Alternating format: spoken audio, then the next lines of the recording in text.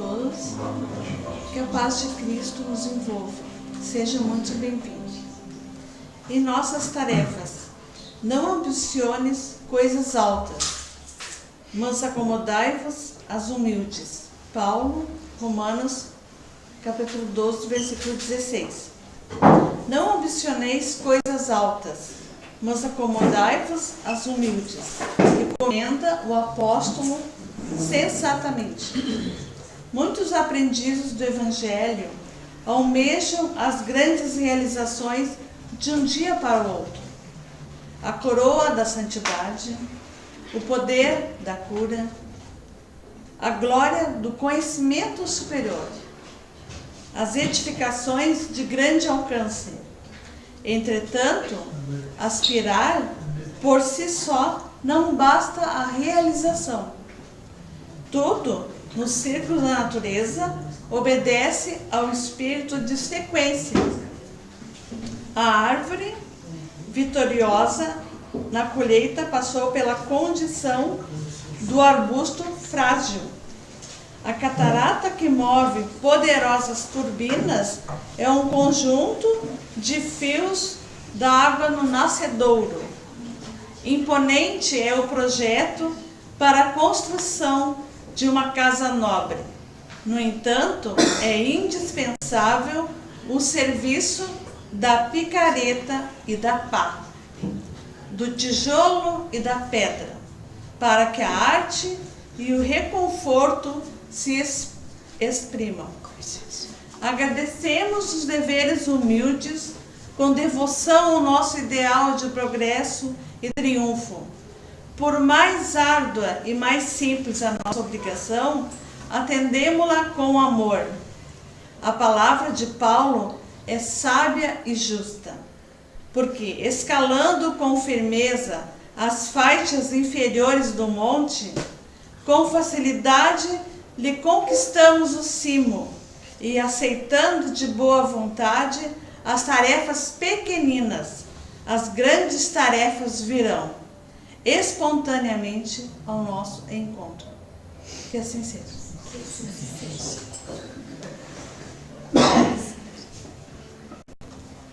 Boa noite a todos. Sejam todos bem-vindos nessa noite fria, mas vamos aquecer nossos corações com a luz de Jesus. Vamos elevar nosso pensamento a Deus, a Jesus, à espiritualidade amiga e pedir aos espíritos amigos que derrame sobre nós muitas bênçãos de paz, de amor e de serenidade. Que a espiritualidade amiga atue na nossa saúde, na saúde dos trabalhadores da casa que hoje não puderam estar presente, e assim pedimos. Pai nosso que estais no céu, santificado seja o vosso nome, venha a nós o vosso reino, seja feita a vossa vontade, assim na terra como no céu. O pão nosso de cada dia nos dai hoje, perdoai as nossas ofensas, assim como nós perdoamos a quem nos tem ofendido, e não nos deixeis cair em tentação, mas livrai-nos do mal, que assim seja.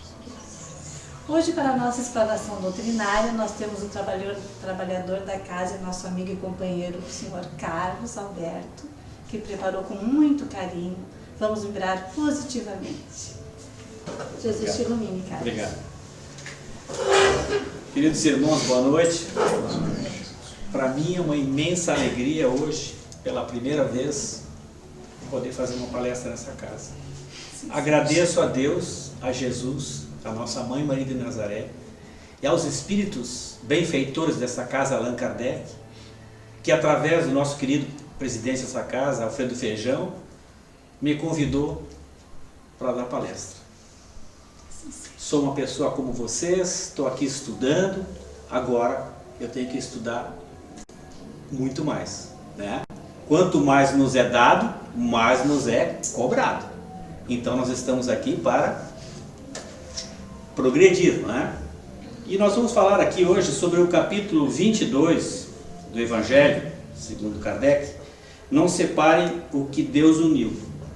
Mas antes de falar sobre esse trecho do Evangelho, eu quero dar uma introdução aí que fala um pouco de amor, porque na realidade tudo está baseado na lei de Deus, né? Amar o próximo como a si mesmo.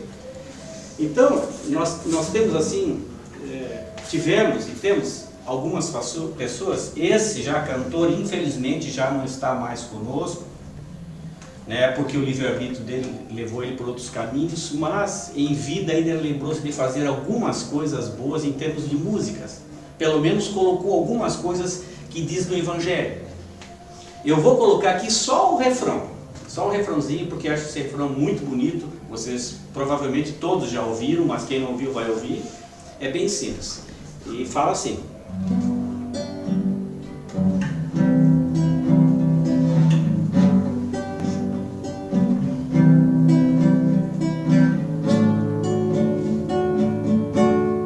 é preciso amar as pessoas como se não houvesse amanhã, porque se você parar pra pensar, na verdade não há.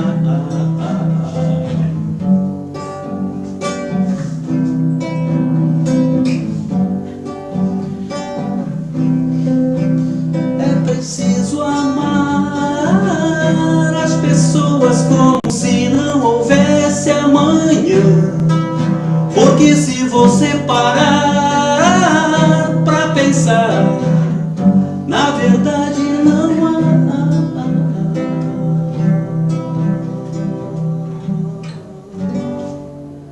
Nada acontece sem amor, né, meus irmãos? Isso aí está no capítulo 11 do Evangelho. Amar ao próximo como a si mesmo. E esse nosso amiguinho, ele também fez, Renato Russo, também fez outra que fala: se eu falasse, mesmo que eu falasse a língua dos homens e a língua dos anjos, mas sem amor, eu nada seria, não é? Então, voltando aqui, nós vamos falar, inicialmente eu vou falar um pouco sobre o parentesco, para a gente chegar a entender os relacionamentos nossos, e enfim. Vou falar sobre o parentesco corporal e o parentesco espiritual. O corpo, né, no capítulo 14, item 8, diz o seguinte: o corpo origina-se do corpo, e o espírito não se origina do seu espírito, uma vez que ele já existia antes da formação do corpo. Os espíritos que encarnam numa família, como parentes próximos, são quase sempre espíritos simpáticos entre si. Essas relações se manifestam pela afeição que existe entre eles, né, durante a vida terrena. Mas pode acontecer também que espíritos possam ser completamente estranhos uns aos outros e separados por antipatias igualmente anteriores e que se manifestam por aversões mútuas. Enquanto estiverem encarnados na Terra, essas aversões para eles será uma grande provação, não é? Então, e muitas vezes ouvimos jovens, adolescentes dizerem, né: o que estou fazendo aqui? Não pedi para estar aqui, não sinto amor dessa mãe, não sinto amor desse pai, não gosto do meu irmão, não gosto da minha irmã.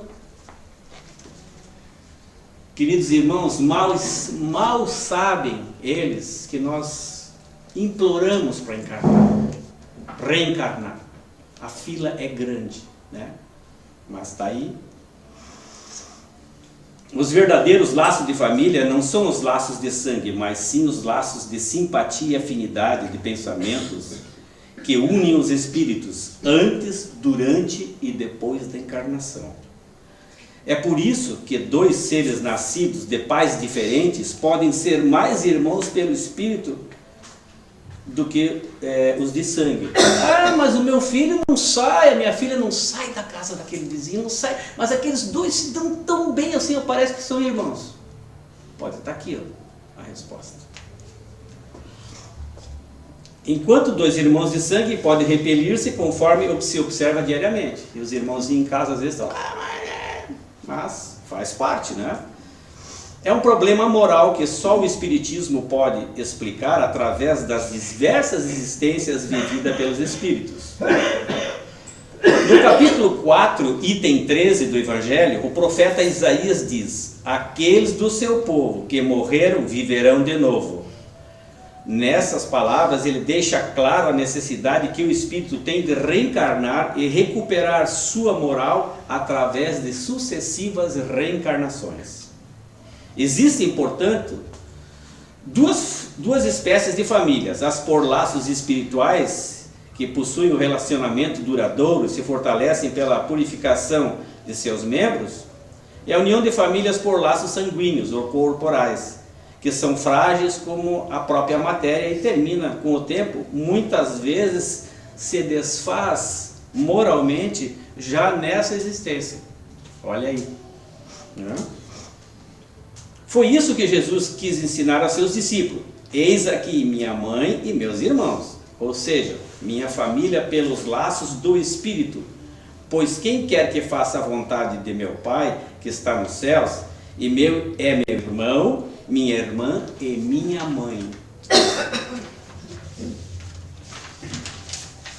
Então, agora a gente vai ver um pouquinho sobre a indissolubilidade do casamento.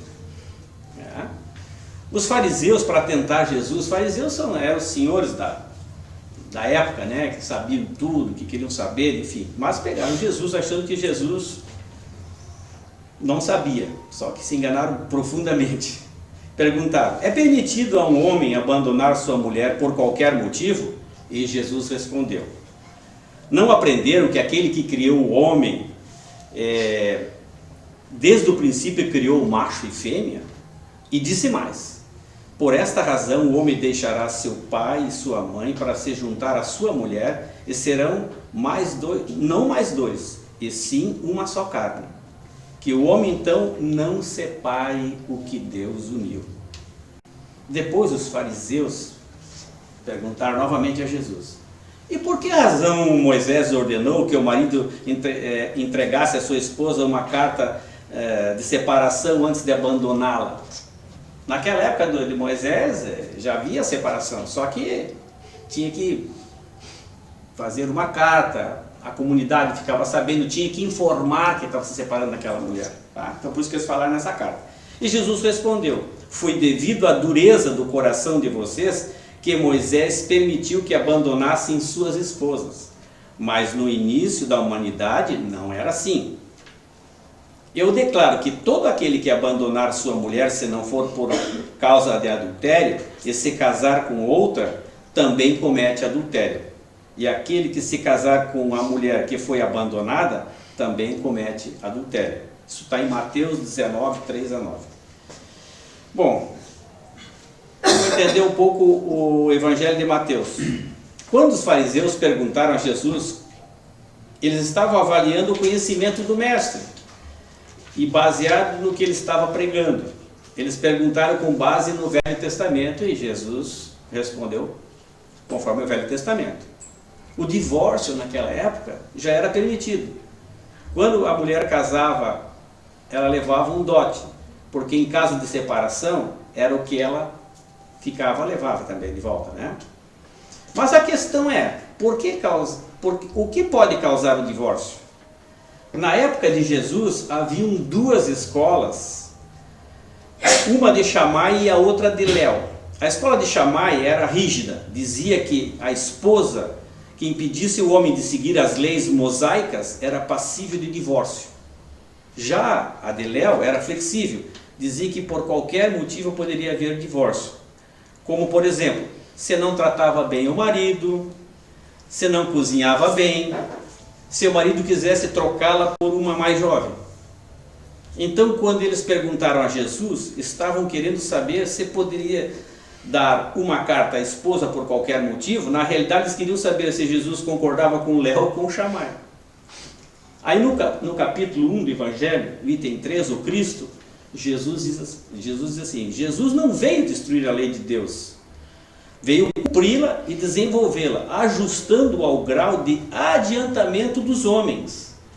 Quanto às leis de Moisés, Jesus teve o cuidado de modificá-las profundamente, tá?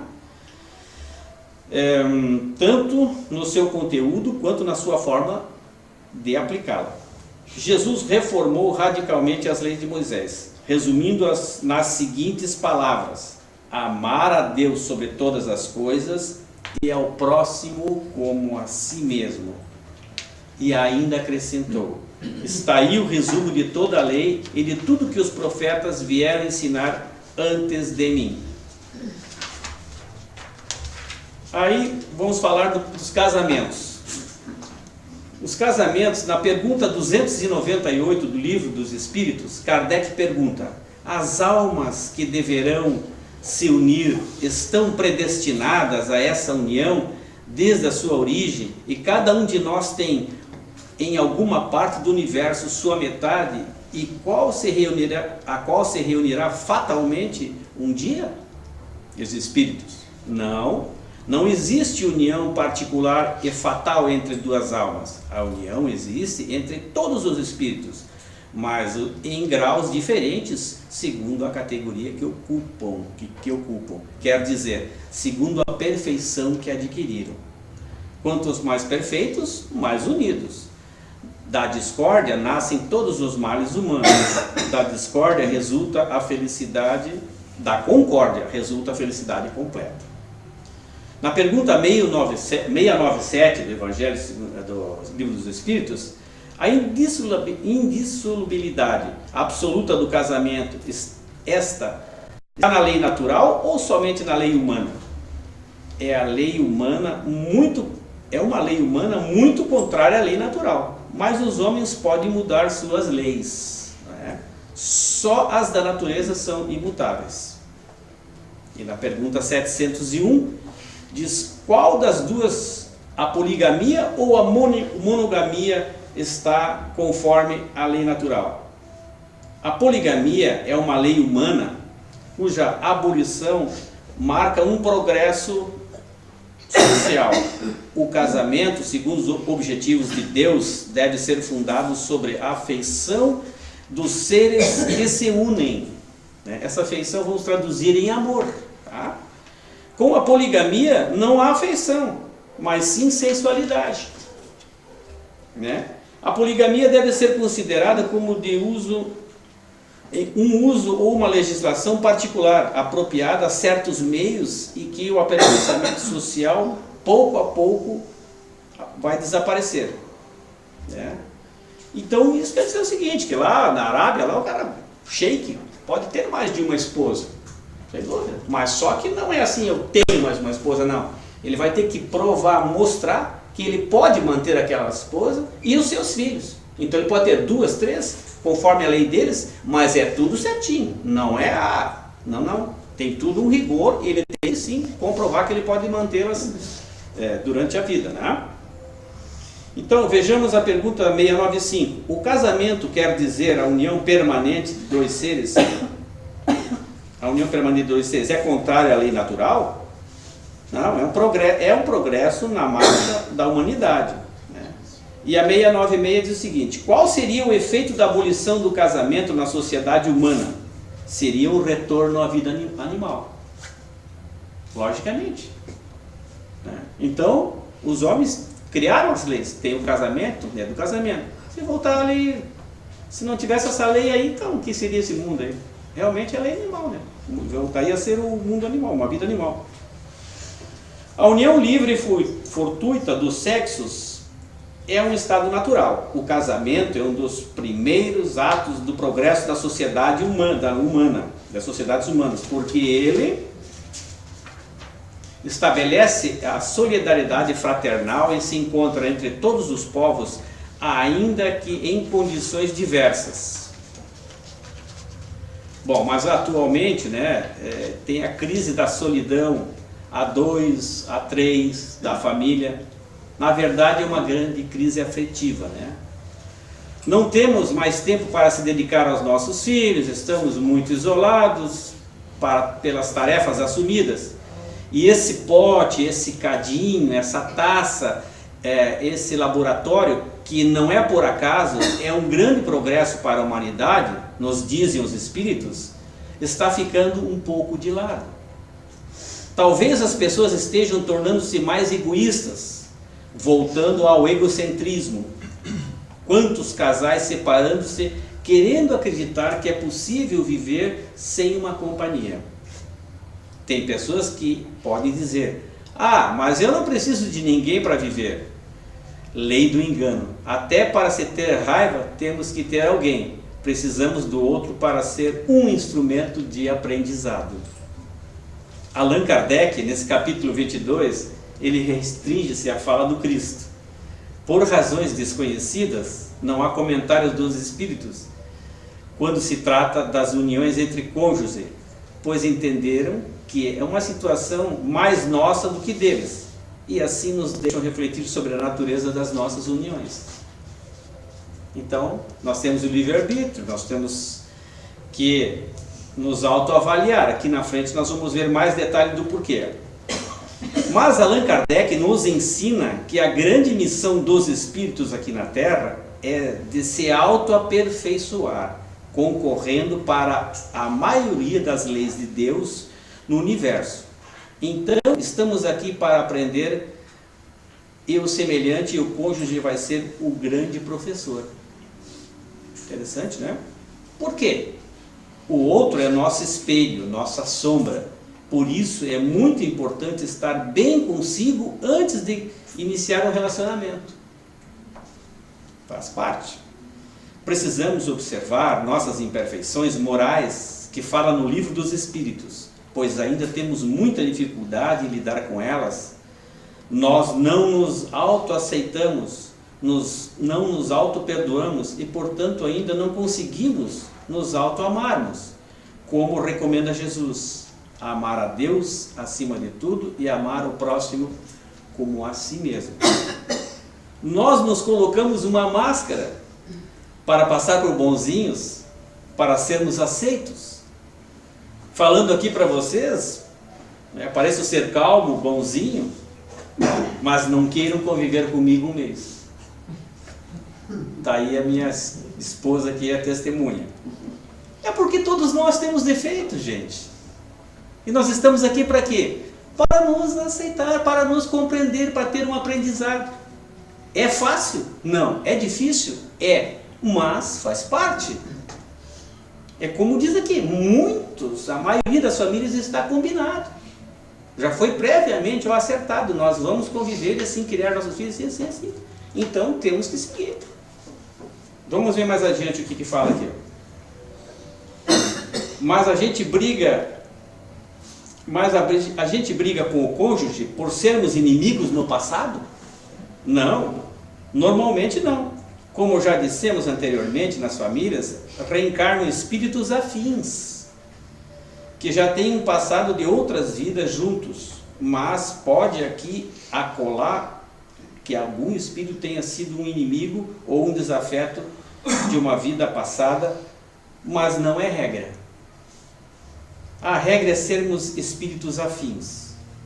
Ah, por que brigamos então? É porque nós somos imperfeitos ainda. Amamos nossos familiares, mas às vezes nos desentendemos. Então, como casal, a gente vem de outras culturas. Tira o chinelo aí, não vai lhe sujar a casa. Mas lá em casa o cara entrava de tamanco e tudo dentro de casa, mas ela é diferente, ela aprendeu diferente, ou eu, sabe? Então todos nós temos nossas diferenças. Cada um foi criado de uma maneira, né? Então isso que a gente tem que procurar respeitar e procurar visualizar e ter aquela convivência, né? Opa, não está certo, não está, vamos ajudar, vamos, sabe? Ceder também, né? O espírito que se assina como Hamed, através das obras de Francisco, do Espírito Santo Neto, diz que nós seres humanos somos incomparáveis e que nossa única semelhança é a nossa diferença. E o importante é sabermos lidar com as nossas diferenças. E aqui elas aparecem no nosso dia a dia, na nossa vida.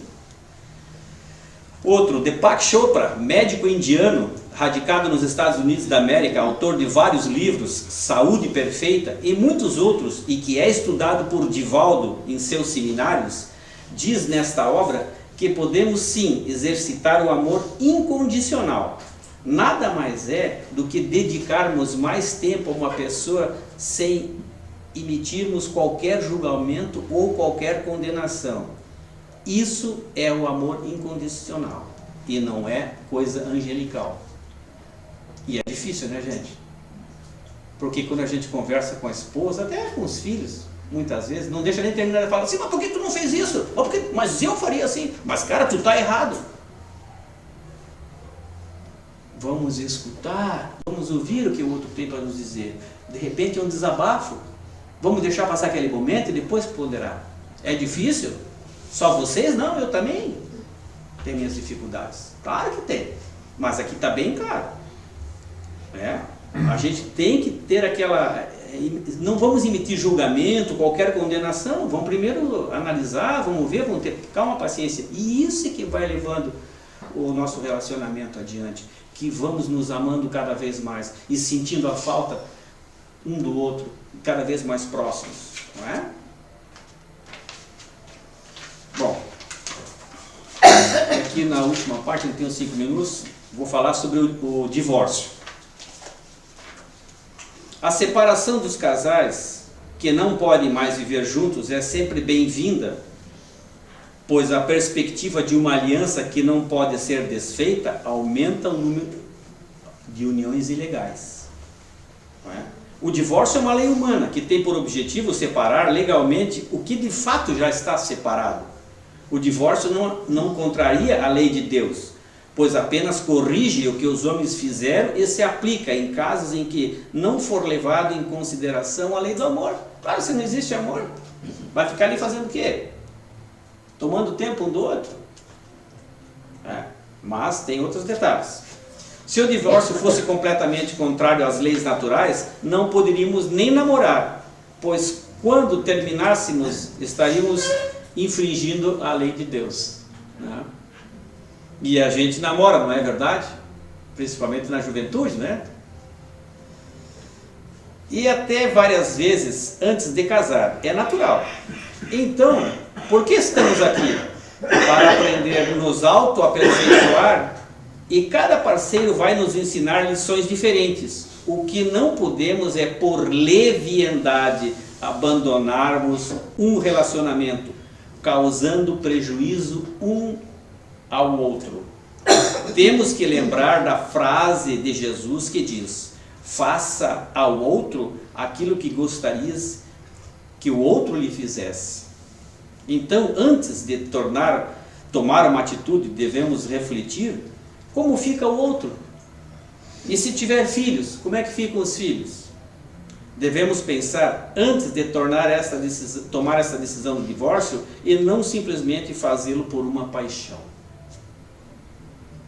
Jesus também concordava com o casamento, que o casamento pudesse ser desfeito, pois ele mesmo disse: foi devido à dureza do coração de vocês que Moisés permitiu que abandonasse suas mulheres. Isso significa que, desde os tempos de Moisés, se a afeição mútua não fosse o único motivo do casamento, a separação poderia tornar-se necessária. Porém, Jesus acrescenta: no início da humanidade não era assim, porque naquela época os homens ainda não estavam corrompidos pelo orgulho, o egoísmo, viviam segundo as leis de Deus. Jesus vai mais longe e explica que em caso de adultério a separação pode ocorrer. Todavia sabemos que o adultério não acontece aonde existe uma afeição mútua e sincera. Vamos trocar por amor mútuo e sincero, não é? E assim, eu vou falar uma historinha rápida assim de Humberto de Campos, que ele conta em seus livros a história que fala sobre um caso de um casal. Então, bem casados há anos, ele já com a vida estabelecida, pronto, bem materialmente, os filhos, tudo. E o marido resolve olhar para a mulher, pensou consigo assim: eu vou trocar ela por 2,20. E os espíritos, isso eu comento porque os espíritos estão sempre atuando sobre nós, os espíritos do bem, as pessoas, eles estão sempre fazendo o máximo por nós. E esses espíritos que estavam envolvidos com essa família ficaram preocupados, porque eles tinham combinado no plano espiritual de ficarem juntos até o final, passarem por todas aquelas situações, e agora ele estava querendo sair. E esses espíritos preocupados foram procurar o mentor deles. Chegaram ao mentor: escuta, está acontecendo assim naquela família que nós estamos cuidando, assim, observando, assim. E o mentor olhou e disse: doença. Doença? Passado 2 dias, ele caiu prostrado na cama, doente, e aquela que ele estava pensando, ó, deixou. E quem voltou a cuidar dele, a ficar com ele? Aquela que era a companheira dele, com quem ele tinha se casado, vivido todo aquele tempo. E é só aí que ele pôde compreender o quão estava errado. E quanto que eles podiam ser felizes sem precisar acontecer isso. Então, não é só nosso livre-arbítrio. Os Espíritos procuram fazer de tudo para nos ajudar, gente. Mas a gente tem que ser forte. Nem sempre eles podem tomar soluções, nem sempre é permitido isso, nem sempre eles conseguem. Mas eles estão aí tentando. Agora, quando não tem mais solução. Joana de Ângeles diz que a insatisfação é necessária ao progresso, porque se estivéssemos plenamente satisfeitos, não nos aperfeiçoaríamos mais para conquistar conhecimento e evolução. Então é importante melhorar o seu autoconhecimento e cada vez mais conhecer seu parceiro para manter esta união, o casamento ao máximo. O Espiritismo vem falar da importância da família e não é à toa que a Federação Espírita Brasileira tenha como lema família, vida e paz. Porque a família tem estrutura e é a base de tudo, meus amados irmãos. E assim, esse é o comentário que eu tinha para fazer hoje com vocês sobre o capítulo 22, que ele é o mais curtinho do Evangelho, mas é curtinho só ali, porque tem muita coisa para se falar sobre ele, tá? Muito obrigado pela atenção de vocês, e eu gostaria de fazer mais uma musiquinha para vocês, antes de encerrar.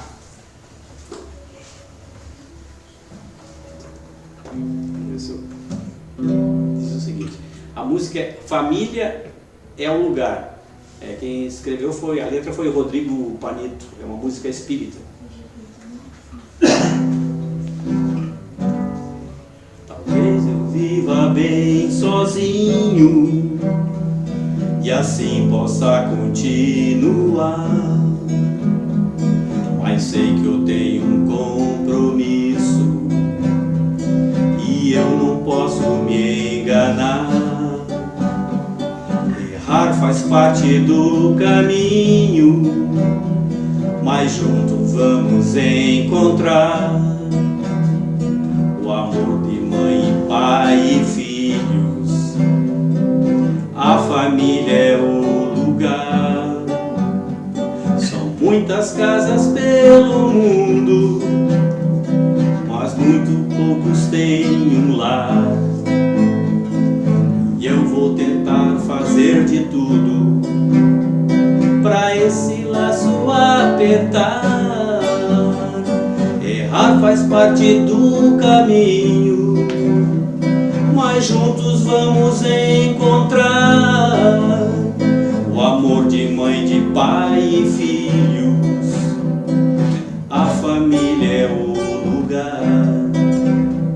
Talvez eu viva bem sozinho e assim possa continuar, mas sei que eu tenho um compromisso e eu não posso me enganar. Errar faz parte do caminho, mas juntos vamos encontrar o amor de mãe, de pai e filhos.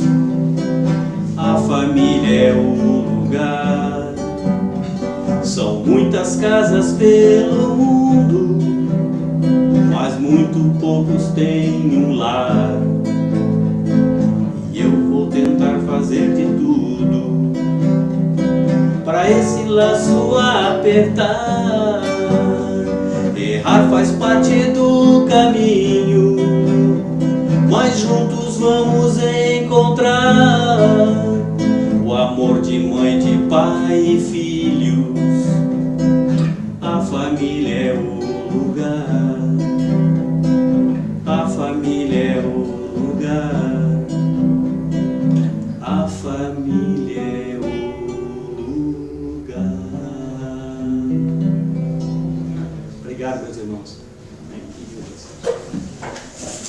Agradecemos ao Carlos Alberto pela explanação que ele apresentou para nós e que Jesus ilumine todas as nossas famílias. Jesus te ilumine. Muito obrigado. Então, queridos irmãos, com o nosso pensamento elevado a Deus, no começo pedimos por nós.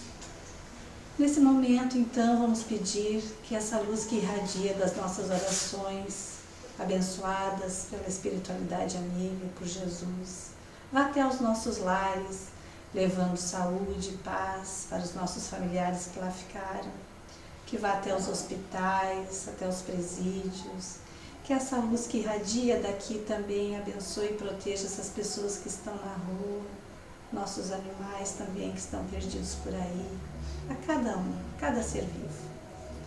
Agora vamos ficar o melhor possível em nossas cadeiras e vamos receber o nosso passe coletivo.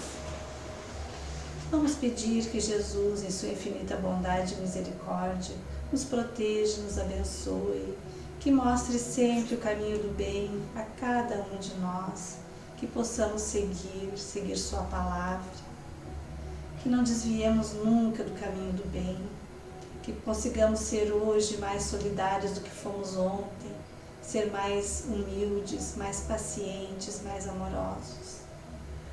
Que Jesus abençoe nossos familiares, como foi dito na nossa palestra. A família é muito importante. E vamos também fazer uso da oração em nossos lares. Que a oração é o remédio para todos os males. Que Deus, em sua infinita bondade e misericórdia também, coloque naquelas aguinhas fluidos salutares para a matéria e o espírito das pessoas que ali as trouxeram, e também muita luz nas caixinhas de orações para aqueles espíritos encarnados e desencarnados, cada um dentro do seu merecimento. Pai nosso que estais no céu, santificado seja o vosso nome, venha a nós o vosso reino, seja feita a vossa vontade, assim na terra como no céu.